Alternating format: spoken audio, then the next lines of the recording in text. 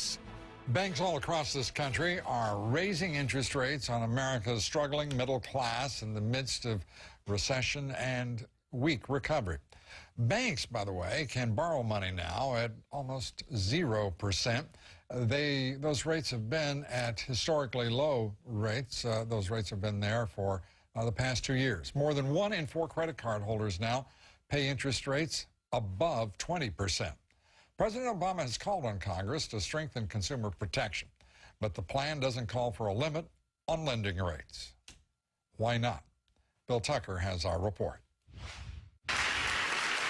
President Obama wants Congress to establish a consumer financial protection agency to make sure consumers understand the financial rules. It will be charged with setting clear rules of the road for consumers and banks, and it will be able to enforce those rules across the board. Banking industry doesn't think it's needed.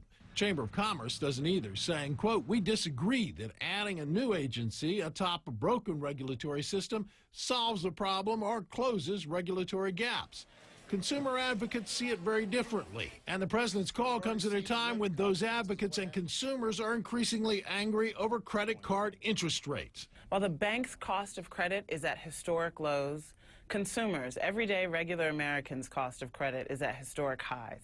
While at the same time, banks are taking that money, going back to Washington, saying, "Thank you, please, can I have some more?" The Federal Reserve is currently making money available to banks at less than 1/4% interest.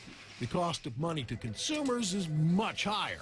Even consumers borrowing at the prime rate, which is currently at 3.25%, are paying roughly 16 times the rate the banks borrowed the money in the first place.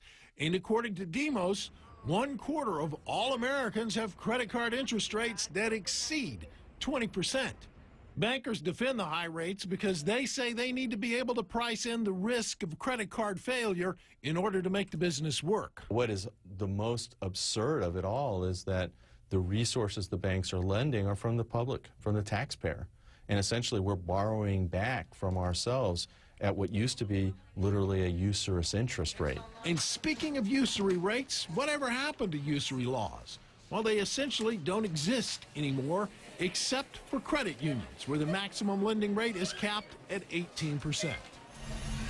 Now, national banks can charge whatever interest rate they want. They are limited only by the laws of the states where they are chartered. In Delaware and South Dakota are 2 of those states, and they have no usury laws, meaning that banks want to charge you 50% or more, they can. President Obama's agency, Lou, would do nothing to change that reality.